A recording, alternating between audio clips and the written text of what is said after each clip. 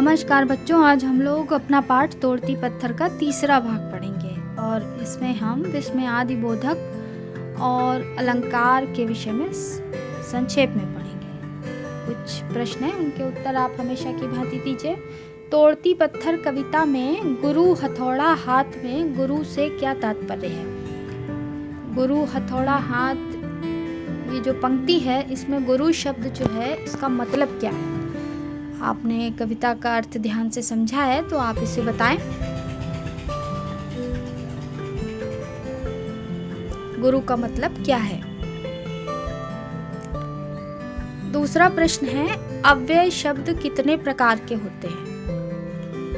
अव्यय शब्द कितने प्रकार के होते हैं? पिछले वीडियो में, जो पिछले पार्ट में हमने ग्रामर का पोर्शन पढ़ा है, उसमें कहीं ना कहीं आपने अवश्य सीखा होगा अव्यय शब्द कितने प्रकार के होते हैं। रिमाइंड कीजिए और बताइए।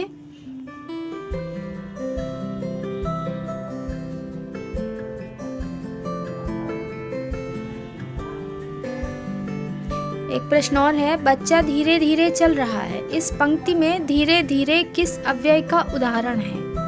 जो धीरे धीरे शब्द है, आपने अव्यय सीखे हैं कि कितने प्रकार के होते हैं, उसमें धीरे धीरे अव्यय जो है कहाँ प्रयोग होता है, किस अव्यय का उदाहरण है, आप बताएं। यदि नहीं समझ आ रहा तो एक बार फिर से आप अपनी पुस्तक को ओपन करेंगे, खोलेंगे और फिर ढूंढ के लिखेंगे कि धीरे धीरे शब्द कहाँ पे प्रयोग होता है। एक प्रश्न और, राम और श्याम भाई भाई हैं। इस वाक्य में और शब्द किस अव्यय का उदाहरण है? यहाँ पे और शब्द है, वो कौन सा अव्यय है, इसके बारे में भी आप बताएं।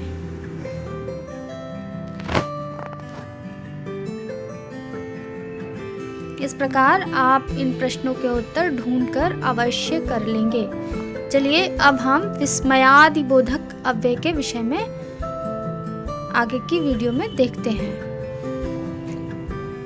नमस्कार बच्चों, आज हम लोग विस्मयादि बोधक के विषय में पढ़ेंगे। विस्मयादि बोधक को इंग्लिश में इंटरजेक्शन भी कहते हैं। तो चलिए शुरू करते हैं। यहाँ पे कुछ चित्र बने हैं और उसके आधार पर वाक्य लिखे हैं। चलिए इनको पढ़ते हैं। शाबाश, तुमने तो कमाल कर दिया। दूसरा चित्र देखें, उफ कितनी गर्मी है। हाय, मुझे चोट लग गई। तीसरे चित्र को देखकर। और चौथा है, हे प्रभु रक्षा कीजिए। तो हमने देखा यहाँ पे चित्र के अनुसार अचानक कोई शब्द मुंह से निकल गए और हमारे मन के भाव जो हैं वो प्रस्तुत हो गए, सामने आ गए।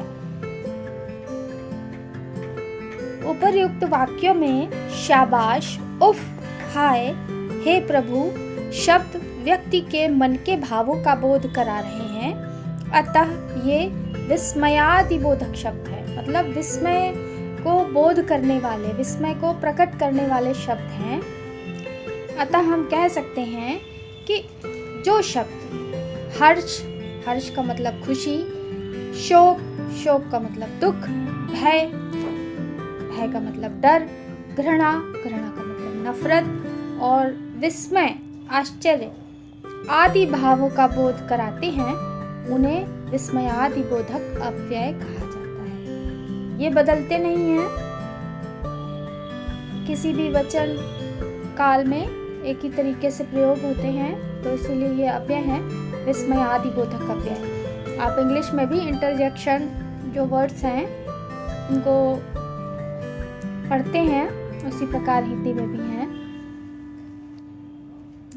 विस्मयादि बोधक अव्यय शब्दों का अपने आप में कोई विशेष अर्थ नहीं होता है। ये मन के आवेग में अनायास मुंह से निकलकर भाव व्यक्त करते हैं। इसीलिए इन शब्दों के साथ विस्मयादि बोधक चिन्ह भी लगा होता है। इनके भेद का मतलब देखिए, अलग अलग शोक, भय, घृणा, इसमें अलग अलग शब्द प्रयोग होते हैं, तो आप इनके बारे में भी समझ लें। हर्षबोधक, जिसमें खुशी व्यक्त होती है, वो हर्षबोधक शब्द हैं। अब हर्षबोधक है जैसे वाह कितना सुंदर चित्र है, आहा नदी में नहाने का मजा ही कुछ और है, ओहो ये हमारा घर होगा, तो इसमें हमें खुशी मिल रही है। और शोकबोधक शब्द देखें, हे राम इनको शांति देना, हाय बेचारा कितनी पीड़ा सह रहा है, ओह बड़ी दर्दनाक दुर्घटना है। तो आपने देखा जो पहला शब्द है, इसी को देखकर हमें वाक्य के भाव का पता चल जाता है। इसी प्रकार भयबोधक, जिसमें हमें डर लगता है,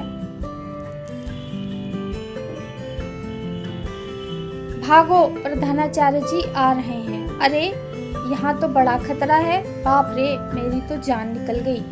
और घृणा, जिसमें नफरत आपको लगती है, छी छी कितनी मक्खियाँ हैं, थू कैसी बदबू आ रही है, ओह इतनी गंदी जगह, मैं नहीं रह सकती। तो आपने देखा ये शब्द जो हैं हमें वाक्य में जो भाव है उसको बहुत अच्छे से अवगत करा देते हैं। विस्मयबोधक तो सारे ही शब्द हैं, लेकिन इसमें भी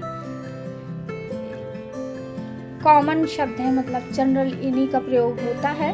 ओह ये तो बहुत ऊंची इमारत है, वाह ताजमहल तो बहुत सुंदर है, अरे भाई तुमने तो कमाल कर दिया। और जिसमें चेतावनी दी जाती है कुछ, जैसे सावधान, हटो बचो, होशियार, हटो पीछे गड्ढा है। तो इसमें चेतावनी दी जा रही है इन शब्दों के साथ विस्मयबोधक चिन्ह लगा हुआ है, इसीलिए ये विस्मयादिबोधक शब्द, विस्मयादिबोधक अव्यय है। आशीर्वाद, जियो खुश रहो, स्वीकृति बोधक, हाँ हाँ ठीक अच्छा। संबोधन, जिसमें होता है ओ अरे, तो आप इस प्रकार शब्दों को प्रयोग कर सकते हैं जब जिस प्रकार के भाव में भी आपको विस्मयादिबोधक अव्यय का प्रयोग करना हो, उसमें भाव के आधार पर आप शब्दों का चुनाव कर सकते हैं। विस्मयादिबोधक अव्यय हर्ष, शोक, भय, घृणा आदि भावों को व्यक्त करता है तथा विस्मयादिबोधक का जो चिन्ह होता है वो सभी जानते हैं, इस प्रकार होता है। आप देख लें, विस्मयादिबोधक शब्दों का अपने आप में अर्थ नहीं होता है। अधिकतर विस्मयादिबोधक जो शब्द हैं, अव्यय हैं, वो वाक्य के आरंभ में ही आ जाते हैं। आइए इस पर आधारित एक एक्सरसाइज को भी समझ लें। उचित विस्मयादिबोधक शब्दों से रिक्त स्थान की पूर्ति कीजिए। इतनी ऊंची चोटी, आप इसमें विस्मय का प्रयोग करेंगे, अरे इतनी ऊंची चोटी, वाह ऐसे ही अंक सदा लाया करो, छी कितना कूड़ा पड़ा है, हे प्रभु हमारी रक्षा करो, अरे आप यहाँ रहते हैं, सावधान हम भी आ रहे हैं। या कोई दूसरा शब्द भी आप विस्मयबोधक का इसमें, होशियार हम भी आ रहे हैं। जब कभी आप गेम खेलते हैं तो उसमें इस प्रकार के शब्द यूज करते हैं। तो आप समझ गए होंगे कि विस्मयादिबोधक जो अव्यय हैं उनका भाव से बहुत गहरा संबंध है, भाव के साथ ही उनका प्रयोग करना चाहिए। चलिए अब हमने पाठ की एक्सरसाइज को करते हैं। उचित विस्मयादिबोधक शब्दों का प्रयोग करके वाक्यों को पुनः लिखना है। मेरे पिताजी एक अध्यापक हैं। जी हाँ, मेरे पिताजी एक अध्यापक हैं। कितना सुंदर महल है, वाह कितना सुंदर महल है। कितनी बदबू आ रही है, छी कितनी बदबू आ रही है। कितना बड़ा अजगर है, बाप रे कितना बड़ा अजगर है। एक एक्सरसाइज बच गई है, मैं बर्बाद हो गया, हाय मैं बर्बाद हो गया। इस प्रकार आप अपनी एक्सरसाइज कंप्लीट कर लेंगे। अगली एक्सरसाइज को देखें। नीचे लिखी सही वर्तनी पर गोला बनाना है। ऋतु ऋतु ऋतु ऋतु, आप तीसरे नंबर वाला जो ऋतु है वो सही है। रामायण रामायण रामायण और रामायण, इसमें भी तीसरे नंबर वाला रामायण सही है, उचित वर्तनी है। तीसरा श्रृंगार श्रृंगार श्रृंगार श्रृंगार, इसमें भी जो तीसरा नंबर है श्रृंगार वो सही है। ज्ञान ज्ञान ज्ञान ज्ञान, इसमें चौथे नंबर वाला ज्ञान सही है। आशीष आशीष, आशीष, आशीष और आशीष, इसमें दूसरे नंबर वाला आशीष सही है। उज्ज्वल, उज्ज्वल, उज्ज्वल, उज्ज्वल, इसमें भी उज्ज्वल, तीसरे नंबर वाला उज्ज्वल सही है। इस प्रकार आप वर्तनी को शुद्ध रूप से लिख लेंगे। चलिए अलंकार के विषय में आप पढ़ते हैं। नमस्कार बच्चों, चलिए अलंकार के विषय में अब समझ लेते हैं। भाषा या शब्दों की शोभा बढ़ाने वाले तत्वों के उपयोग को अलंकार कहते हैं। अलंकार दो शब्दों से मिलकर बना है, अलंग और कार। अलंग का अर्थ है आभूषण या शोभा और कार का अर्थ है करना। अतः अलंकार का शाब्दिक अर्थ होता है सजावट करना या शोभा बढ़ाना। तो आप समझ जाएं कि हम अपनी भाषा की शोभा इन शब्दों के माध्यम से जहाँ पे भी बढ़ाते हैं वहाँ पे अलंकार होता है। और अलंकार जो है, अभी तक बहुत सारी व्याकरण की बातें आपने समझी धीरे धीरे। पहले संज्ञा समझा, सर्वनाम, विशेषण और बहुत सारे अव्यय, बहुत सारे जो व्याकरण के अवयव हैं उनको समझा। अब आगे अब जब भाषा सीखेंगे तो भाषा में अलंकार का भी प्रयोग होगा। आगे आने वाली कक्षाओं में आप इसका विस्तृत रूप सीखेंगे।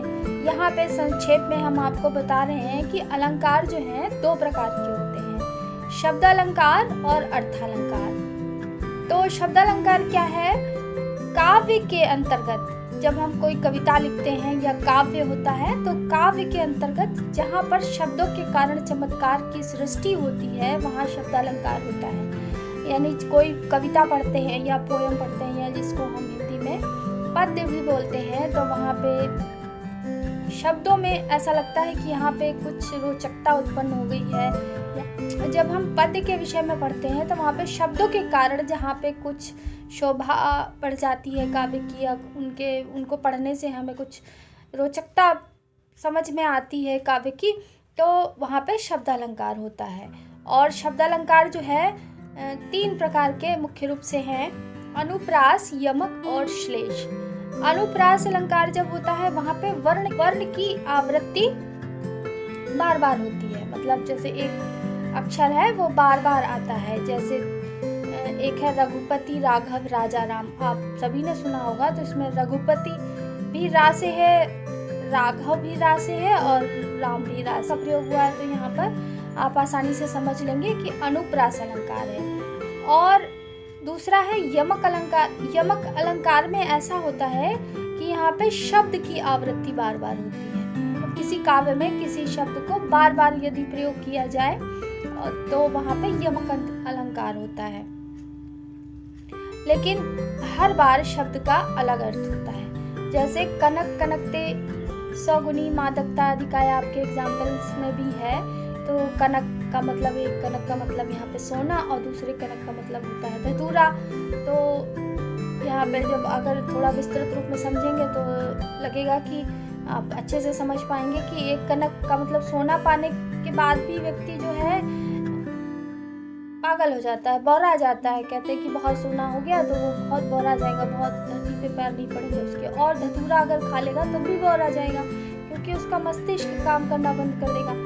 तो यहाँ पर कनक शब्द जो है बार बार आवृत्ति हुई है उसकी, तो यहाँ पर यमक अलंकार होगा। और श्लेष अलंकार में एक शब्द एक ही बार आता है लेकिन उसका भिन्न भिन्न अर्थों में प्रयोग होता है। जैसे एक पंक्ति है, पानी गए न उबरे मोती मानुष चून। तो यहाँ पे पानी एक बार प्रयोग हुआ है, लेकिन पानी का शब्द मोती के लिए उसकी चमक है। पानी शब्द का अर्थ मनुष्य के लिए उसका चरित्र है, और पानी का अर्थ चूने के लिए पानी ही है, जल ही है।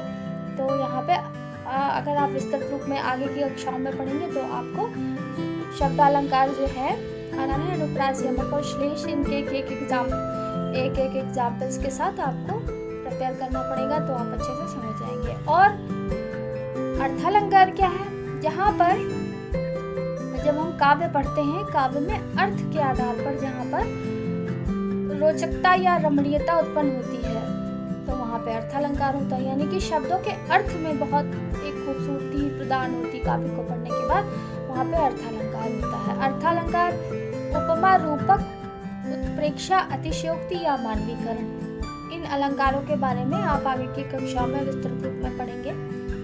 तो आप इस प्रकार से अच्छी तरह समझ ही गए होंगे कि काव्य में अलंकारों का विशेष महत्व है, जिससे हमारे काव्य की सुंदरता या शोभा बढ़ जाती है।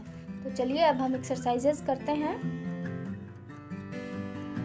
अलंकार का अर्थ होता है आभूषण या गहना। जिस प्रकार नारी की शोभा आभूषण से होती है, उसी प्रकार काव्य की शोभा अलंकार से होती है। निम्नलिखित पंक्तियों में प्रयुक्त अलंकारों के नाम लिखिए। बनन में, बागन में बरगेओ बसंत है। आपने जाना कि यहाँ पर वर्ण की आवृत्ति पुनः पुनः होती है, बार बार होती है, वहाँ पे अनुप्रास अलंकार होता है, इसलिए यहाँ पर अनुप्रास अलंकार है। कनक कनकते सौगुनी मादकता अधिका, यहाँ पर एक शब्द बार बार आया है, इसलिए यहाँ पर यमक अलंकार है। और पानी गए न उबरे मोती मानुष चून, यहाँ पे पानी शब्द एक बार आया है और मोती मनुष्य और चूने के लिए अलग अलग अर्थों में प्रयुक्त हुआ है, इसलिए यहाँ पे श्लेष अलंकार है। पीपर पात सरिस मन डोला, इसमें पीपल पात सरिस मन डोला यहाँ पे उपमा अलंकार है। आप विस्तृत रूप से आगे के क्लास में पढ़ेंगे, आगे की कक्षाओं में आपको ये उपमा अलंकार, रूपक अलंकार, इनके बारे में, जो अर्थालंकार हैं, इनके बारे में आगे क्लास में जानकारी मिलेगी। तो यहाँ पर आप इतना ही समझ लें। तरनी तनुजा तट तमाल तरवर बोछाई, यहाँ पर त वर्ण की आवृत्ति बार बार हुई है, इसलिए यहाँ पे अनुप्रास अलंकार है। इस प्रकार आपकी एक्सरसाइज कंप्लीट होती है। एक्टिविटी में अलंकार की परिभाषा तथा उसके भेदों को उदाहरण सहित लिखकर चार्ट बनाना है आपको। आप चार्ट बनाकर समझाएंगे कि अलंकार की परिभाषा लिखेंगे और शब्द अलंकार, अर्थालंकार में कितने कितने भेद हैं, इसका चार्ट एक बना लेंगे तो आपको एक मन में फिगर बन जाएगा और इस प्रकार आप समझ जाएंगे। आगे होमवर्क में पाठ में दिए गए अभ्यास को पूर्ण कीजिए तथा तोड़ती पत्थर कविता को स्मरण कीजिए। तोड़ती पत्थर कविता जो है उसको थोड़ा सा आप याद कर लेंगे, तो जब कभी आप एग्जाम्पल में प्रयोग करना होगा या निबंध लिखना होगा तो वो जो कविता के अंश हैं, काव्य अंश हैं, इनका प्रयोग आप अच्छे से कर पाएंगे। इस प्रकार आपका तीसरा भाग समाप्त होता है। चौथे भाग में हम फिर मिलेंगे, तब तक के लिए थैंक यू।